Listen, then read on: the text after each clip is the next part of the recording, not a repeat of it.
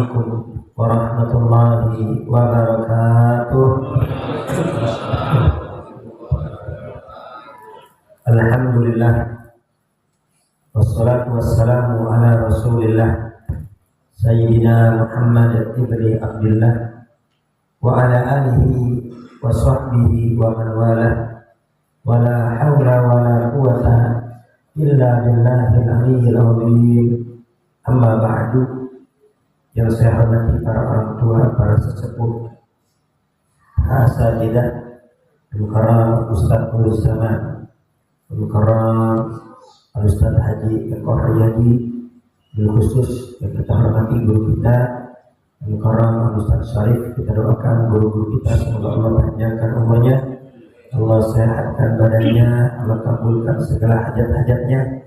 Dan kita semua yang hadir di majelis ini semoga kita semua mendapat ridha Allah, mendapat rahmat Allah, mendapat ampunan Allah, dan semoga segala hajat-hajat kita baik hajat dunia maupun hajat akhirat semoga dikabulkan oleh Allah Subhanahu wa taala. Yang sakit di antara kita diangkat segala penyakitnya, kesulitan kita diganti dengan kemudahan, yang punya masalah-masalahnya dibereskan oleh Allah Subhanahu wa taala, memberikan kita rezeki yang banyak, yang luas, yang berkah, dimudahkan haji umrah ziarah makam Nabi besar Muhammad sallallahu alaihi wasallam. Dan kita mohon kepada Allah semoga putra putri kita, keluarga kita semoga menjadi ahli sholat, menjadi ahli ibadah, menjadi ahli zikir, menjadi ahli Quran. Yang belum ibadah di antara mereka semoga dimudahkan untuk ibadah, yang belum ke masjid dimudahkan ke masjid, yang masih terjebak ke dalam kemaksiatan semoga diberikan jalan kembali taubat kepada Allah Subhanahu wa taala. Dan besar harapan kita semoga dulunya kita pada subuh ini Allah catat sebagai amal soleh yang memudahkan kita untuk masuk ke dalam surga Allah. Amin, Allahumma amin. Sebelum kita mulai taklim kita, terlebih dahulu kita baca Fatihah untuk muallim kita dan untuk guru-guru kita yang sudah mendahului kita. Al-Fatihah bin Abdullah bin Al-Haddad bin Umar bin Ahmad Tos wa bin Muhammad bin Ahmad bin As-Safatak bin Ahmad bin As-Safatak Syekhul Salim bin Syahrul wa bin Syafi Adam bin Hasan Jabas wa Maulana Syahdawi Barkan wa Sayyid la hadlat Murabbiru Nabi Muhammad bin Syekhul Salim la hadlat Nabi Muhammadin sallallahu alaihi wasallam. Al-Fatihah.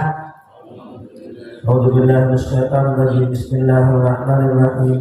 Alhamdulillahi rabbil alamin arrahmanir rahim maliki yaumiddin. Iyyaka na'budu wa iyyaka nasta'in. Ihdinas siratal mustaqim. Shiratal ladzina an'amta 'alaihim ghairil maghdubi 'alaihim waladdallin. Amin.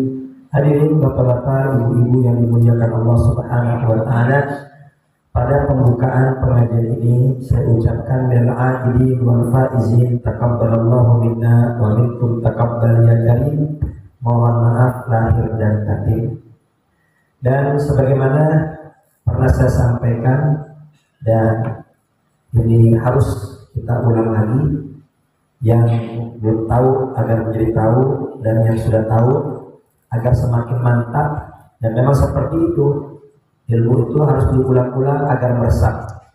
Ilmu itu harus terus-menerus diingatkan agar yang lupa itu menjadi sadar dan bisa mengamalkannya. Ya, doa ini wal faizin. Ini artinya bukan mohon maaf lahir batin. Ya, ini masih banyak saudara-saudara kita di luar sana, yang khususnya yang tidak mengaji, menyangka minal aidin wal faizin itu artinya mohon maaf lahir batin. Betul atau tidak? Banyak yang menyangka seperti itu. Padahal ini doa.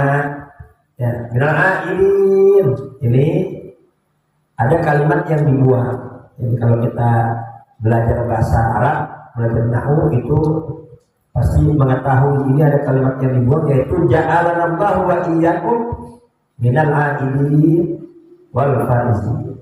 Jadi semoga Allah menjadikan aku dan kalian termasuk orang-orang yang aidin, kembali suci bersih bagaikan bayi yang baru dilahirkan. Jadi kita berharap semoga kita semua selesai Ramadan, ya dosa-dosa kita semua diampuni oleh Allah Subhanahu wa ta'ala. Karena dosa ini kalau nggak diampuni, ini yang bikin kita susah hidup di dunia, yang bikin kita banyak masalah yang bikin kita dapat musibah, yang bikin kita dapat bencana di lantaran dosa yang tidak diampuni. Semoga semua dosa-dosa kita diampuni oleh Allah Subhanahu wa taala sehingga kita jauh dari bencana, kita jauh dari malapetaka, kita jauh dari hal-hal yang bisa bikin kita apes. Dan semoga ya kita semua nanti ketika wafat husnul khotimah. Karena dari dosa kalau nggak diampuni ini terus menerus menyiksa sampai masuk kubur, terus menerus menyiksa pelakunya, bikin susah di mahsyar, bikin susah ketika hisab, dan juga bikin susah ketika melewati jembatan Shiratal Mustaqim. Itu dosa kalau nggak diampuni. Maka kita berharap selesai Ramadan semoga kita semua termasuk orang yang kembali suci bersih bagaikan bayi yang baru dilahirkan. Dan ini bukan serta-merta doa tanpa dalil, tapi berdasarkan dalil. Ya, sebagian diriwayatkan dalam Bukhari wa Muslim. Riwayat muttafaqun alaih. Nabi besar Muhammad sallallahu alaihi wasallam bersabda, "Man shoma Ramadhana imanan wa ihtisaban ghufira lahu ma taqaddama min dhanbihi." Barang siapa yang berpuasa di bulan Ramadan dengan iman, kita puasa lantaran kita percaya itu perintah Allah, kita puasa lantaran kita percaya ya nanti ada kehidupan lagi setelah kehidupan dunia, kita percaya ada pahala, kita percaya ada surga, ada neraka, maka kita puasa. Jadi kalau nggak punya iman nggak bisa puasa, betul atau tidak? Nggak bisa. Ya, ini kita puasa lantaran iman, percaya kita bakal mati, habis mati dihidupin lagi, habis itu ada hisab, makanya kita puasa. Makanya ya ayyuhalladzina amanu kutiba alaikumus syiyam, yang dipanggil hai orang-orang beriman. Ya, karena kalau nggak punya iman nggak bakal bisa puasa. Ya. Maka itu imanan, barang siapa yang puasa lantaran iman, percaya ada surga, ada neraka, percaya ada pahala, ada dosa, percaya ada Allah, percaya ada kehidupan akhirat, sehingga dia puasa wahtisaban dan ikhlas karena Allah, mengharapkan pahala dari Allah. Ya, ada juga ulama yang menjelaskan wahtisaban, dia puasa lantaran iman, wahtisaban dan penuh dengan perhitungan. Jadi puasanya itu penuh dengan perhitungan, matanya dijaga jangan sampai memandang yang haram, lisannya dijaga jangan sampai berbicara yang haram, telinganya dijaga jangan sampai mendengarkan ghibah, namimah, caci maki, perutnya dijaga jangan sampai kemasukan yang haram. Tiba-tiba keceplosan, katain orang, katain teman, tiba-tiba melihat yang haram, dia langsung istighfar, astagfirullahaladzim, astagfirullahaladzim, langsung kembali kepada Allah. Wah, bisa kan? Puasanya penuh dengan perhitungan. Ya, jadi jangan sampai ketika puasa, saya percuma lah puasa, udah terlanjur ngomongin orang, udah lah, ada pahalanya ini mah, udah makan minum aja dah. Daripada puasa cuma dapat lapar dan haus saja, ya. Wah, bisa kan puasa penuh dengan perhitungan. Ya, sekuat mungkin kita puasa dari dosa, dari yang haram, tiba-tiba kita terjatuh, kita kepleset, jangan putus asa, istighfar, kembali kepada Allah Subhanahu wa ta'ala. Nah, barang siapa yang berpuasa dengan iman dan ikhlas karena Allah, atau puasanya benar-benar hati-hati penuh dengan perhitungan, ghufira lahu ma taqaddama min dhanbi, maka akan diampuni dosa-dosanya yang telah lalu. Dan alhamdulillah bi ni'matillahi wa fadlih, kita semua sudah berpuasa sebulan penuh. Nah, kita berharap ya setelah puasa semoga kita semua termasuk orang-orang yang bersih dari dosa, bersih dari kesalahan-kesalahan kita. Semoga rapor kita yang merah-merah berganti dengan yang baik. Amin Allahumma. Kemudian wal faiz itu artinya sukses. Ya. Sukses menurut Al-Quran ini bukan hanya kesuksesan dunia kemudian di akhirat kebelakang. Ya, bukan sukses seperti itu. Ya, kalau bicara sukses itu patokannya harta, maka yang paling sukses korun, karena orang yang paling kaya. Ya, kalau patokan sukses itu jabatan, maka yang paling sukses Fir'aun. Tapi bukan sukses itu yang kita minta, bukan.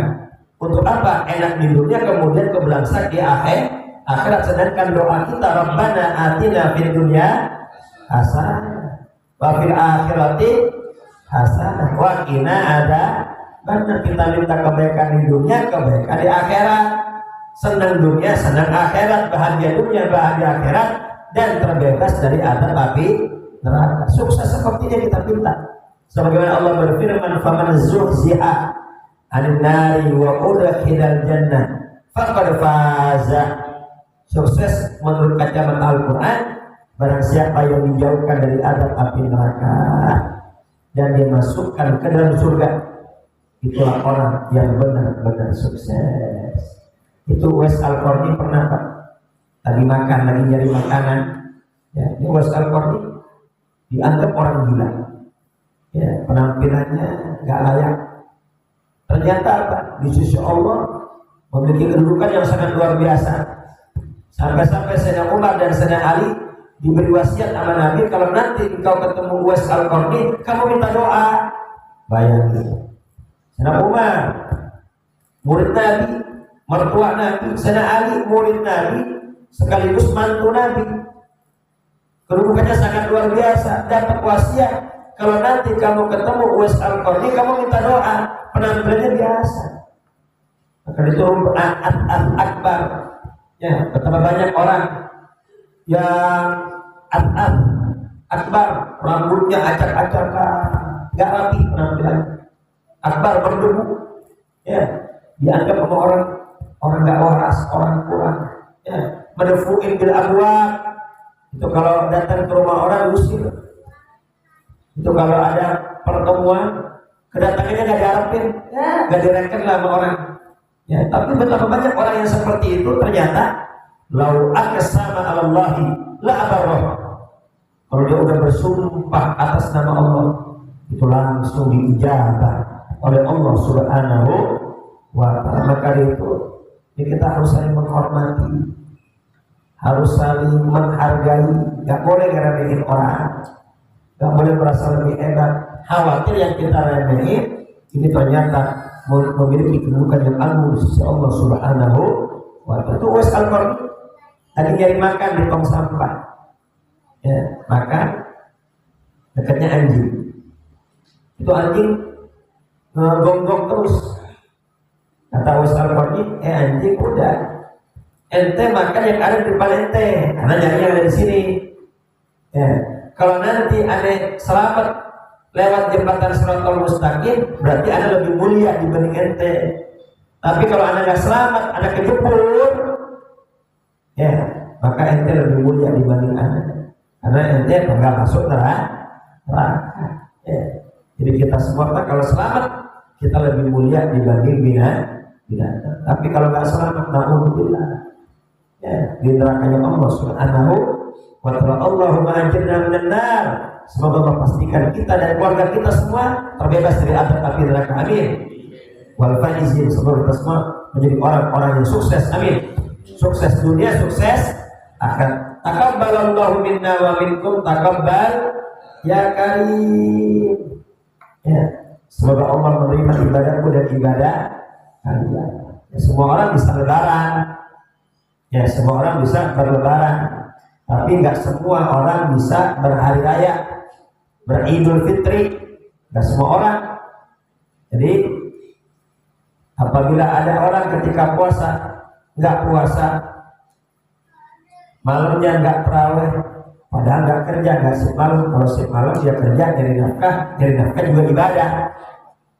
Ya, ini nggak ada kegiatan, dia tidak ibadah, bahkan dia tidak puasa. Tiba-tiba pas lebaran ketemu minal aidin wal faizin. Minal aidin dari mana ente? Puasa kagak, sholat kagak, ke masjid kagak. Tiba-tiba lebaran dia paling awal ngucapin minal aidin wal faizin. Semoga kita semua kembali suci, bersih dari dosa dan sukses masuk surga. Ente bukan minal aidin wal faizin. ente puasa kagak puasa, sholat kagak sholat, waktunya orang ibadah ente gak ibadah, waktunya tobat ente tetap maksiat, ente bukan la'in wal faizin, tapi inna lillahi wa inna ilaihi raji'un. Hati-hati mati. Memang ente masih hidup tapi hati-hati udah mati. Ya, udah gak tertarik sama ibadah. Tobat.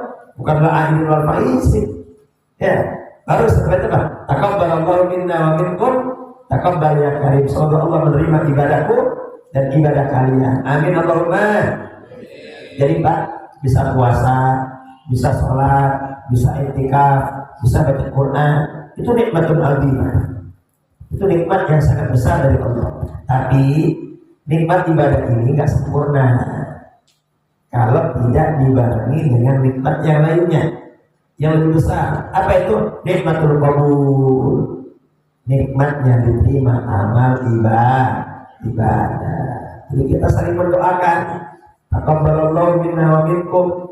Ya, semoga Allah menerima ibadahku, puasa apa? Semoga Allah menerima puasa kita, sholat kita, i'tikaf kita, bacaan Quran kita. Saling mendoakan kita. Ya, itu para salafus saleh terdahulu itu sangat perhatian dengan diterimanya amal. Itu 6 bulan sebelum datangnya Ramadan, bukan hanya dari bulan Rajab. 6 bulan sebelum datangnya Ramadan doa. Ya, wa ballighna Ramadan, ya Allah, sampaikan kami di bulan Ramadan. Ya.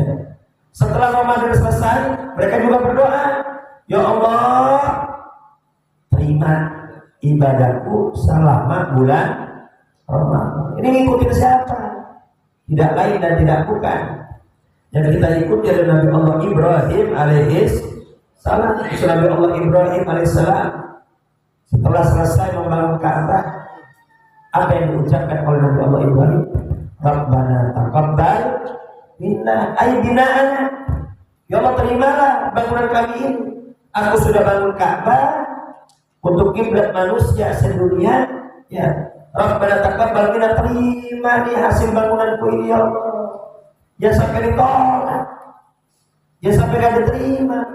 Rabbana taqabbal minna innaka antas sami'u. Sesungguhnya Engkau Maha mendengar di doa ini, Kau Maha mendengar harapan kami, Kau Maha mendengar doa kami, al-alim biniyatina, dan Kau Maha mengetahui niat kami. Aku niat ikhlas karena Allah. Rabbana taqabbal minna innaka antas sami'ul alim. Doa habis ibadah, doa agar diterima.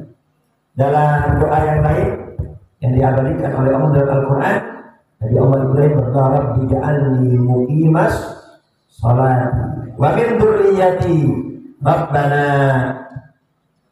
wa taqabbal doa. Ya, Rabbi ja'alni muqimas salat wa min dzurriyyati. Ya Allah, jadikan aku dan keturunan aku, anak cucuku semuanya, ya, jadikan termasuk orang-orang yang muqimas salat, benar-benar mendirikan sholat. Ya. Wa taqabbal doa, terima ya Allah ibadah kami, terima ya Allah amal soleh kami, terima ya Allah sholat kami. Ini jangan sampai amal soleh kita ditolak oleh Allah. Ibarat orang kerja sama kerja, ya, akhir bulan dapat gaji ya. Berarti siap apa tidak tuh? Siap. Jangankan gak dapat gajian, THR gak turun aja siap. Ya, lah ini kenapa kok lebaran murung baik? Ya, orang-orang pada girang lah. Karena gimana gak sedih, gimana gak bete? Masa yang lain dapat THR, anak doang dilewatin? Wah, kan itu rugi banget tuh. Ya, itu gak usah tidur dan begitu. Yang lain dapat dia gak dapat. Kalau yang lain semua gak dapat masih penting Pak. Ya, musibah bareng Pak, bareng-bareng lah. Semua dapat, dia doang yang kagak dapat. Gak usah begitu deh. Di ngaji semua dapat berkat. Dia doang gak dapat berkat, kelewatan. Waduh, maaf Pak, kurang berkatnya. Udah besok lagi dah ngaji lagi sini. Ya. Wah, kan itu sedih juga begitu. Dan kita berharap semoga kita sudah ibadah, semoga ibadah kita diterima oleh Allah Subhanahu wa ta'ala. Dan tidak sampai di situ. Ketika Allah berfirman, kalau Allah Ta'ala fil Qur'an Karim, walladzina yu'tuna ma atau wa qulubuhum wajilatun. Surah Al-Mu'minun ayat 60. Ya. Ketika turun firman ini, Sayyidah Aisyah bertanya kepada Nabi besar Muhammad sallallahu alaihi wasallam, "Ahum yashrikuna wa yashrabuna al-khamra wal ladzina yu'tuna ma atau." Dan orang-orang yang mengerjakan suatu perbuatan, wa qulubuhum wajilatun, dan hati mereka setelah melakukan perbuatan takut. Ya Rasul, ini ayat tentang orang-orang yang minum khamr ya? Ini ayat tentang orang-orang yang mencuri ya? Apakah ini ayat tentang orang-orang yang habis zina kemudian dia tobat, dia takut? Apa kata Nabi Muhammad? La ya bintas sedih, enggak seperti itu maksudnya. Wa hum yasumuna wa yusalluna wa yatasaddaquna. Ya, mereka semua ahli sholat, mereka semua ahli puasa, mereka semua ahli sedekah, ahli sholat, ahli puasa, ahli sedekah. Mereka enggak sombong, mereka enggak ria, mereka enggak ujub, mereka enggak merasa hebat, mereka enggak merasa lebih suci, mereka enggak merasa lebih ahli ibadah dibanding yang lainnya. Kenapa? Karena mereka enggak tahu sholatnya diterima atau tidak. Mereka enggak bisa memastikan puasanya dikabul atau tidak. Mereka juga tidak tahu mereka ahli surga atau ahli neraka. Ini kita semua bisa pastiin enggak puasa kita kembali diterima? Enggak bisa. Kita enggak tahu. Ya. Karena itu perkara gaib. Pahala dosa perkara gaib, diterima atau tidak perkara gaib. Ya kita enggak tahu. Ya. Ini ayat kata Nabi, ini ayat berbicara tentang orang-orang yang ahli sholat, ahli puasa, ahli sedekah, habis mereka ibadah, walakinnahum wa hum yakhafuna alla yuqbala minhum. Habis sholat, habis puasa, habis sedekah, wa hum yakhafun, mereka semua takut. Takut apa? Takut ibadahnya enggak diterima. Rabbana taqabbal minna innaka antas samiul alim. Itu 6 bulan itu sahabat-sahabat tabi'in, tabi'in. Ya, 6 bulan setelah Ramadan doa, ya Allah, ini jangan sampai puasa kami enggak diterima, ya Allah. Jangan sampai sedekah kami enggak diterima. Jangan sampai amal soleh kami kagak diterima, ya Allah. Maka itu, qabul amal, diterimanya amal harus jadi perhatian kita. Ini kalau orang ibadah, dia perhatian terhadap qabul amal, diterimanya amal, insya Allah ibadahnya akan hati-hati. Ibadah akan hati-hati, ibadahnya nggak asal-asalan, ibadahnya itu penuh dengan perhitungan, ya nggak sekedar sholat. Kan banyak orang yang sekedar sholat, yang penting menggugurkan kewajiban, yang penting udah selesai, ya tidak memikirkan tuh amal diterima apa tidak, sehingga sholatnya asal-asalan. Banyak gak yang sholatnya asal-asalan sholat, tapi apa badannya goyang-goyang terus, tangannya kadang di kepala, kadang di badan, kadang di belakang. Kita kalau di sampingnya gak tenang kita. Bahkan sholatnya kayak anak kecil, lirak-lirik, ya lirak-lirik, bahkan noleh-noleh kan, ya Allah, orang gimana? Jadi bisa sholat itu ibadah, nikmat, tapi gak sempurna kalau tidak diiringi dengan nikmat selanjutnya apa? Qabulul amal, diterimanya amal. Dan syarat agar amal kita diterima 2, ikhlas dan sesuai dengan petunjuk Nabi besar Muhammad SAW. Sebagaimana dalam surah Al-Mulk ayat 2, alladzi khalaqal mauta wal hayata liyabluwakum ayyukum ahsanu amala. Allah menciptakan kematian dan kehidupan. Awalnya kita tiada, diadakan oleh Allah. Kemudian nanti kita akan kembali wafat. Setelah wafat kita akan dihidupkan lagi. Untuk apa Allah ciptakan kita hidup di dunia ini? Liyabluwakum, untuk menguji kalian. Ayyukum ahsanu amala, siapa di antara kalian yang paling baik amalnya, yang paling bagus amalnya. Perhatikan di sini, Allah tidak berfirman untuk menguji kalian yang paling banyak amalnya. Enggak. Amal banyak kalau nggak diterima percuma. Ya, karena amal banyak kalau nggak diterima percuma. Makanya siapa? Liyabluwakum ayyukum ahsanu amala. Allah menguji kalian, ingin melihat siapa yang paling baik amalnya. Dijelaskan dalam tafsir Qasim, ayyukum ahsanu amala ay akhlasu wa aswabu amala. Ialah orang yang paling ikhlas karena Allah dan yang paling benar sesuai petunjuk Nabi besar Muhammad di dalam ibadah. Makanya sebelum ibadah, ya, nih perhatikan qabul amal. Jangan sampai kita ibadah amal kita nggak terima. Pertama sebelum ibadah luruskan niat. Niat hanya mencari ridho Allah. Wa ma umiru illa liya'budullaha mukhlishina lahud-din. Allah perintahkan kita agar kita ibadah ikhlas karena Allah. Ya, bukan riya, bukan ujub, bukan agar dilihat orang. Akan tapi jangan sampai tarkul amal li ajlin nas. Jangan sampai gak jadi ibadah dikarenakan manusia tuh riya udah. Wal amal li ajlin nas syirik. Beramal karena manusia syirik. Perhatikan. Salat ingin dilihat orang, syirik itu namanya. Puasa agar dipuji orang, syirik itu namanya. Tapi ya nggak jadi beramal karena ada manusia, itu jatuhnya riya. Mau sholat tiba-tiba ada yang lihat, nggak jadi, itu riya itu. Ini perlu digarisbawahi. Ya, ada orang sholat, ada orang mau ada yang lihat nih, sholat lah, syirik itu. Yang ngasih rezeki Allah, yang ngasih sehat Allah, yang nentuin nasib Allah. Kok beramal untuk manusia, syirik itu. Ya, kita mengharapkan hanya kepada Allah. Tapi nggak jadi beramal karena manusia, riya jatuhnya. Terus gimana? Sholat aja. Ya, kita udah lihat mau baca Quran, tiba-tiba ada orang jangan nggak jadi, baca aja. Yang penting di hati kita, tiba-tiba nih apabila muncul ujub, muncul riya, benci, perasaan itu udah dianggap ikhlas. Ketika terbesit di sini, wah, ini kita dianggap soleh. Oh, pasti dibilang bagus ini. Kita benci perasaan itu udah dianggap ikhlas. Kira-kira jelas apa tidak nih? Jadi kalau beramal karena manusia hukumnya syirik. Tapi nggak jadi beramal karena ada manusia, jatuhnya riya. Jadi gimana? Niat amal saja. Ya, karena Allah yang penting kita udah benci perasaan yang tidak baik, itu dianggap sudah ikhlas. Kemudian yang kedua, harus sesuai dengan anjuran Nabi.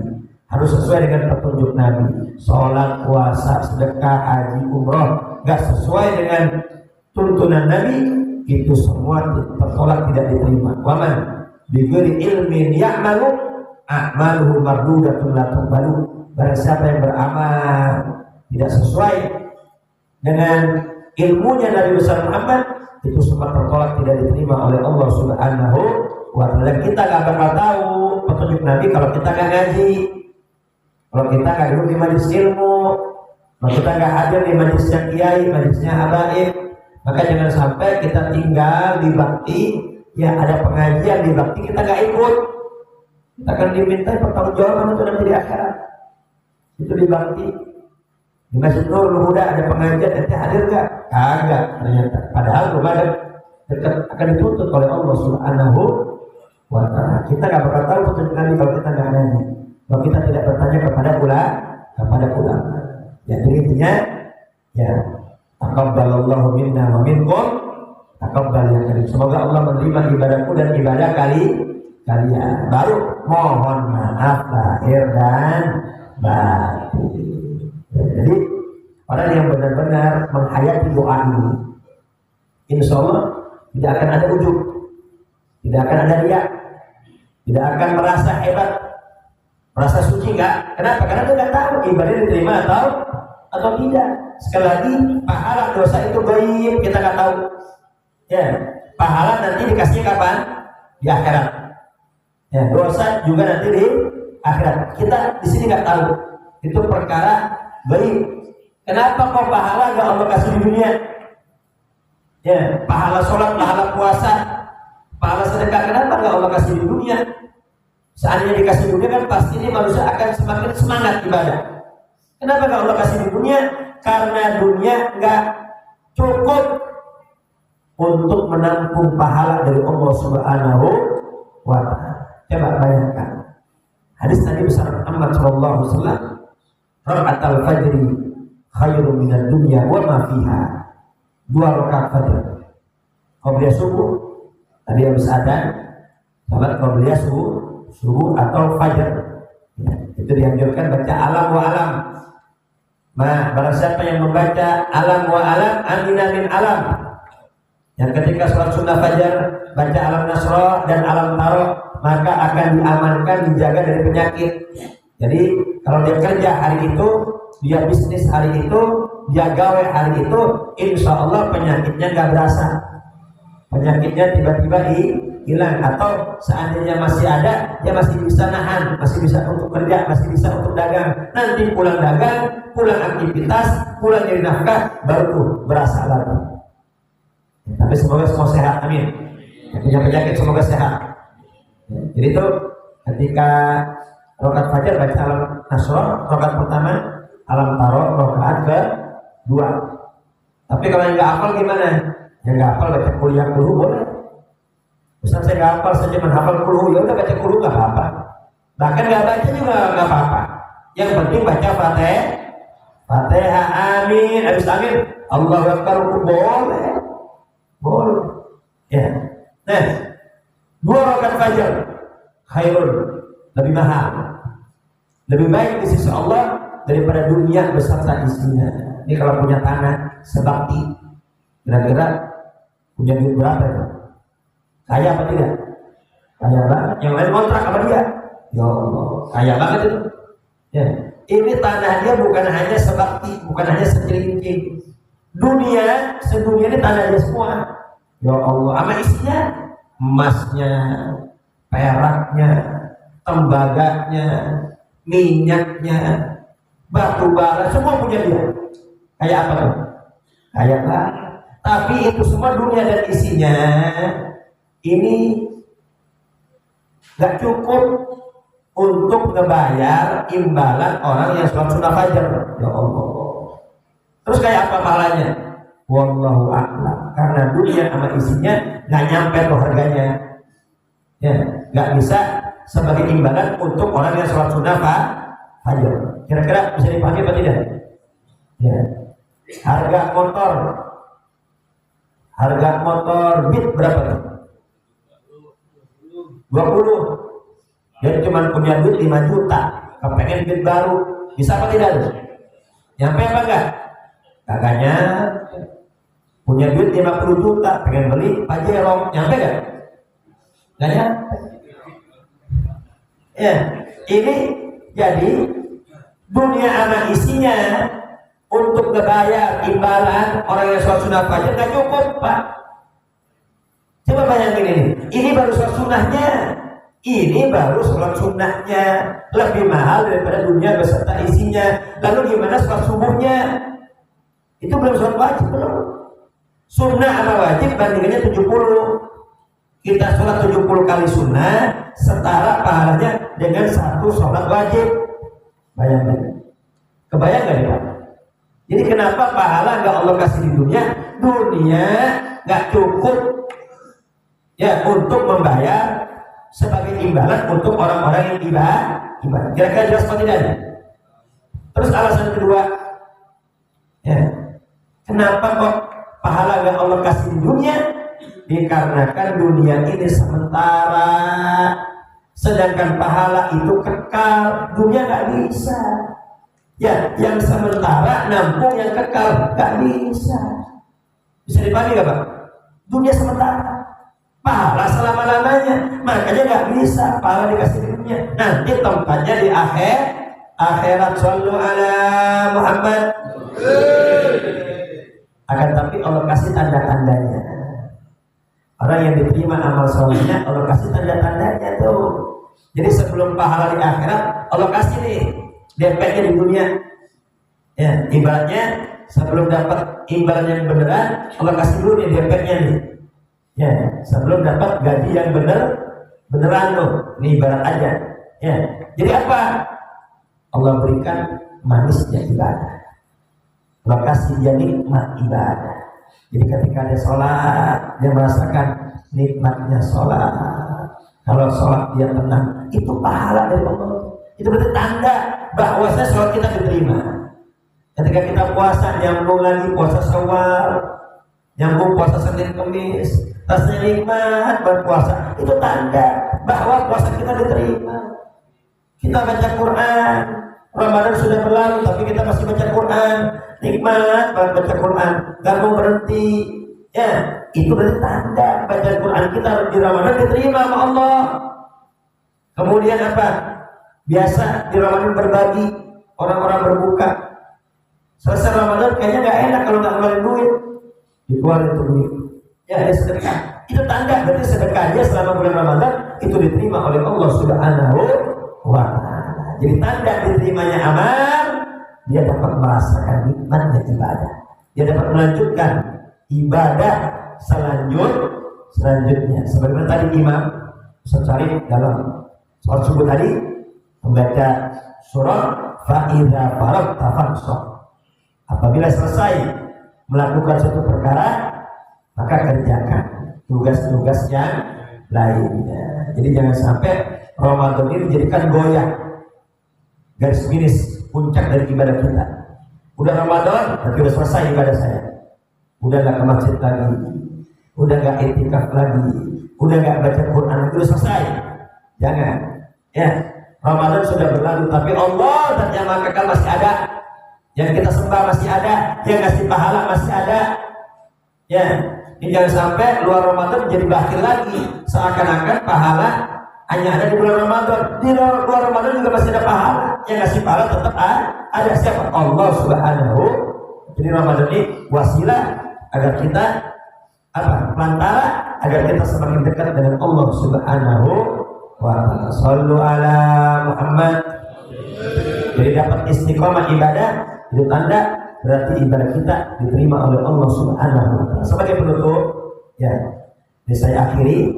Jadi semua sholat kita, puasa kita, zakat kita, haji, umroh. Kenapa Allah perintahkan itu semua? Biar akhlak kita bagus. Ini dikarenakan waktu yang sempit, sebentar lagi Islam, saya nggak bisa menjelaskan dalil-dalilnya. Tapi intinya, ya, semua Allah perintahkan kita ibadah agar akhlak kita bagus. Satu saja contoh, inna sholata tanha 'anil fahsya'i wal munkar. Sesuai sholat dapat mencegah dari perbuatan keji dan munkar. Orang yang ahli sholat pasti akhlaknya bagus. Kalau sholat tapi akhlaknya nggak bagus, masih putus tali silaturahim, masih zalim, berarti ada yang salah dalam sholatnya. Nggak mungkin enggak. Kalau sholatnya bagus pasti menghasilkan buah. Apa buahnya?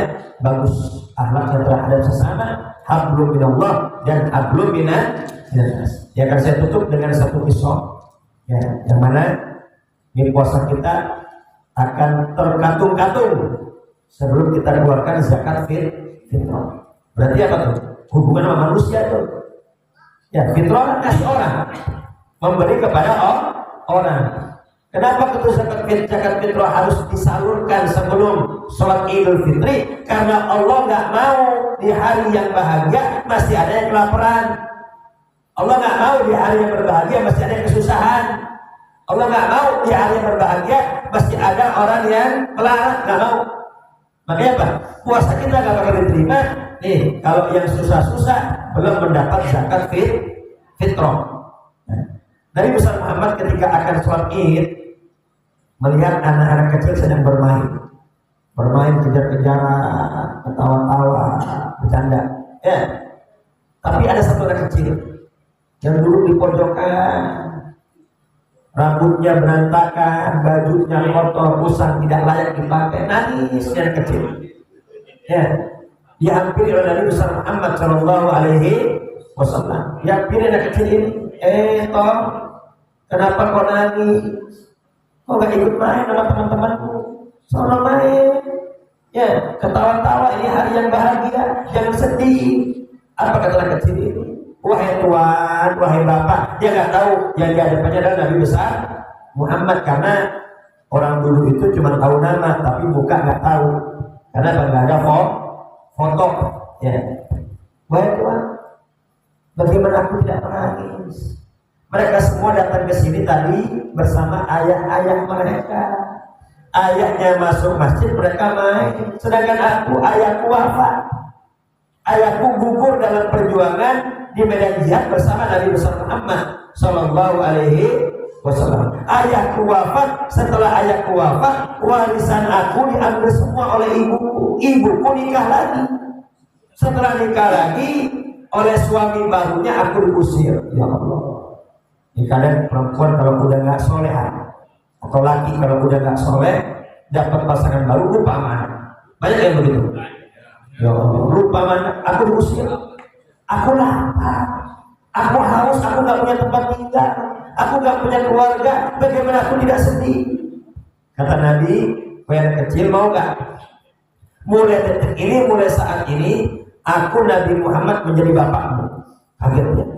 Berarti ini Nabi Muhammad. Mulai detik ini, maukah engkau Aisyah jadi ibumu, Hasan wal Husain jadi saudara laki-lakimu, Fatimah jadi saudari perempuanmu, Sayyidina Ali bin Abi Thalib jadi pamanmu. Wahai Nabi, mau ya Rasul. Sudah, ayo ikut pulang ke rumah. Ya, Nabi pulang dulu ke rumah. Ketika pulang ke rumah, berkata kepada Aisyah, ya Aisyah, kasih dia makan. Harus dikasih makan, carikan baju yang bagus. Punya Hasan wal Husain, cari yang bagus, pakaikan kepada anak ini. Rambutnya kasih minyak, sisir yang rapi, mau saya bawa ke masjid. Akhirnya udah rapi semua, udah makan, udah kenyang, dengan pakaian yang bagus, pergi lagi sama Nabi ke masjid. Ikut main sama anak-anak. Teman-temannya nanya, lah tadi kamu nangis, kamu sedih diajak main nggak mau, kok sekarang girang sekali. Apa kata dia? Bagaimana aku gak girang? Mulai detik ini rumah Nabi jadi rumahku, Nabi besar Muhammad jadi ayahku. Apa kata anak-anak yang lain? Coba bapak kita juga mati ya. Kita jadi anaknya Nabi kan. Jadi intinya, yuk, ini hablum minallah, ini ibarat kita tidak akan sempurna apabila hubungan kita dengan sesama tidak baik. Jadi sekali lagi saya ucapkan la'in wal faizin, taqabbalallahu minna wa minkum taqabbal ya karim. Mohon maaf lahir dan batin. Ini pasti Isra. Ini pasti Isra. Nggak apa-apa ya, nggak ada pertanyaan ya. Jadi Isra ini waktu sebentar ya, jadi kita untuk ibadah Isra. Baik, mungkin ini yang dapat saya sampaikan. Semoga kita mendapat ilmu yang manfaat dan barokah. Apabila ada kekurangan, itu dari saya sendiri. Al-Fatihah.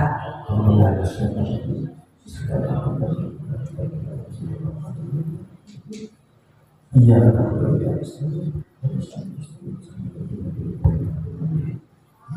Ya Rahman ya Rahman ya Rahman Fariqal muslimin rabbana taqabbal minna innaka antas samiul alim wa tub alaina innaka antat tawwabur rahim. Rabbana atina fid dunya hasanah wa fil akhirati hasanah wa qina adzabannar. Wassallallahu alaihi wasallam Muhammadin wa ala alihi wasallam alhamdulillahi alamin. Kurang lebih saya maaf. Akhirul kalam. Wassalamualaikum warahmatullahi wabarakatuh.